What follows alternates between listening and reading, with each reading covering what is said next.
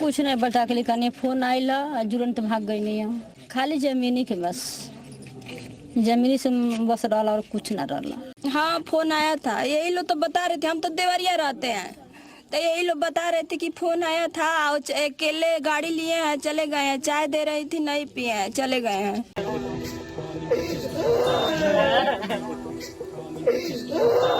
हमारे जो खानदान को, हमारा तो मान लीजिए परिवार चला गया, लेकिन उनका परिवार नहीं बचना चाहिए। सरकार से यही निवेदन है कि उनको, उनके पूरे खानदान वालों को पूरी फांसी सजा मिलनी चाहिए। और रह गई बात कि हमारे, ताकि जीवन में किसी के परिवार को आके उठा कर सके। साथियों जय भीम, नमो बुद्धाय। साथियों उत्तर प्रदेश के देवरिया जिला में रुद्रपुर इलाके में एक परिवार के 5 सदस्य समेत 6 लोगों की हत्या के बाद पूरे देश में सन्नाटा छा जाता है। जमीनी विवाद के चलते इस गांव में जिस तरह से खून का संघर्ष हुआ, इसमें जो सामने आया उसे मौत के घाट उतार दिया गया। इस तरह खून सवार था कि ना महिलाओं को बख्शा और ना ही मासूम बच्चों पर तरस आया। इस पूरे हत्याकांड पर अब पूर्व जिला पंचायत सदस्य प्रेमचंद्र यादव की पत्नी शीला यादव का बयान सामने आया है। दरअसल रुद्रपुर इलाके में रहने वाले सत्यप्रकाश दुबे और प्रेमचंद्र यादव के बीच जमीन को लेकर काफ़ी समय से विवाद चल रहा था। सत्यप्रकाश दुबे के बड़े भाई ज्ञान प्रकाश दुबे ने प्रेमचंद्र को अपनी 10 बीघा जमीन बेच दी थी, जिस पर सत्यप्रकाश दुबे को आपत्ति थी। ये मामला कोर्ट में चल रहा था। इसे लेकर अक्सर दोनों पक्षों के बीच में झगड़ा होता रहता था। सोमवार सुबह हत्याकांड के दिन भी कुछ ऐसा ही हुआ था। दोस्तों आज मैं आप लोगों को इस मर्डर में जो दोषी पाए गए हैं उनका नाम भी बताऊंगा, उनकी तस्वीर भी मैं आपको दिखाऊंगा, और दोस्तों मैं बताऊंगा कि उन्होंने किस तरह से खून किया था। यहाँ पर इस तस्वीर को मैं खास तौर पर आप लोगों के लिए कहीं ना कहीं से ढूंढ कर लाया हूँ। मैं आपको आगे भी बताऊंगा कि प्रेमचंद्र यादव की पत्नी शीला यादव ने बताया कि सोमवार की सुबह उनके पास फ़ोन आया था। उन्होंने हमसे कहा कि चाय ले आओ, और हम चाय लाई तब तक वो बाइक लेकर अकेले ही निकल गए।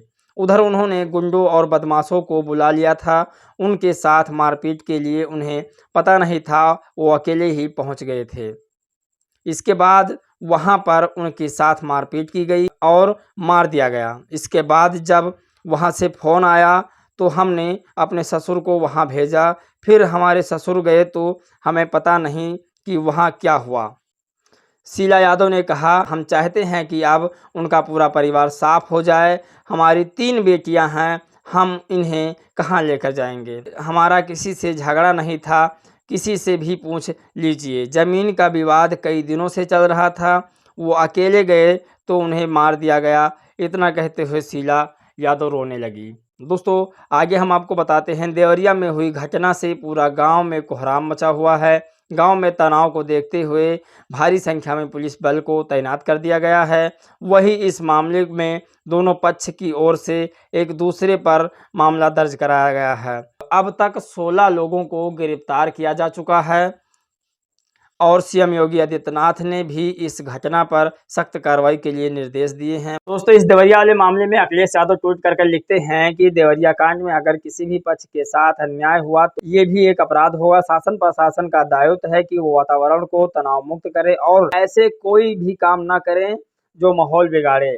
शक्ति की कोशिश का अंत किसी की हत्या या हत्या का प्रतीक नहीं हो सकता, और ना ही ऐसे वारदातें किसी सत्ता के लिए सियासी फायदा उठाने का मौका होना चाहिए। ये अखिलेश यादव ट्वीट करके लिखते हैं। साथ में अखिलेश यादव ने एक बात और ट्वीट करके लिखा है जो आप लोगों को सुनना चाहिए। बहुजन समाज को ये पता होना चाहिए कि ये बुलडोजर केवल प्रेम यादव के घर पर नहीं चलेगा, बल्कि ये भारत के संविधान, न्यायपालिका और 20 करोड़ यादवों के सम्मान और स्वाभिमान पर चलेगा।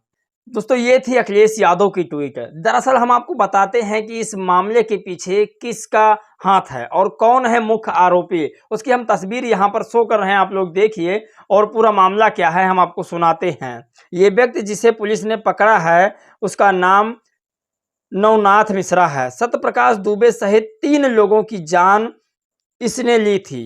दोस्तों ये बहुत बड़ी खबर है। इस न्यूज़ को अभी किसी चैनल पर नहीं चलाया गया है। इस वीडियो को आप लोग देख रहे हैं तो आप लोग लाइक शेयर सब्सक्राइब जरूर कीजिए, जिससे हमारा मनोबल बढ़ जाए। सत्यप्रकाश दुबे सहित 3 लोगों की जान इसी ने ली थी, राइफल से 3 राउंड फायर करके।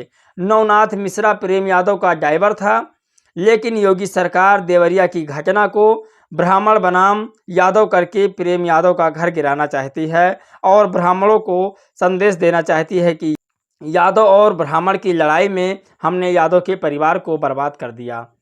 आप लोग प्रेम यादव के लिए आवाज़ उठाइए प्लीज़।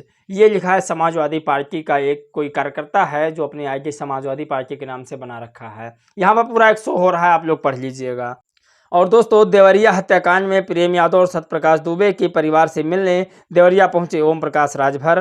कहा, घटना में पाल, राजभर और ब्राह्मण सब शामिल हैं, तो घटना को यादव और ब्राह्मण का एंगल देकर राजनीति करना ठीक नहीं है। दोनों परिवारों को मिले मदद। दरअसल मामला दोस्तों हम आपको समझाते हैं। अखिलेश यादव कहते हैं कि इस मामले में हमें कोई सियासी खेल नहीं खेलना चाहिए कि लोगों को लगे कि इसमें राजनीति हो रही है। यही बात योगी आदित्यनाथ कह रहे हैं कि निष्पक्ष जांच होगी और जो व्यक्ति इसमें गुनहगार साबित होगा उसके ऊपर केस होगा।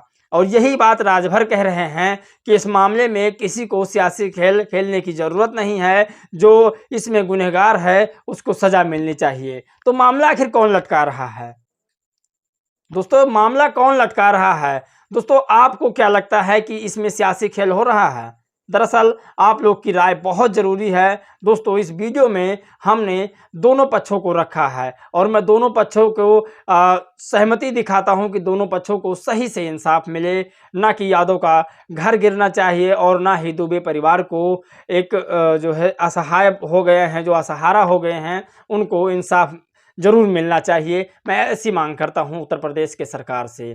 दोस्तों, इस वीडियो में बस इतना ही। मिलेंगे एक और नई वीडियो के साथ में, तब तक के लिए जय भीम, नमो बुद्धाय।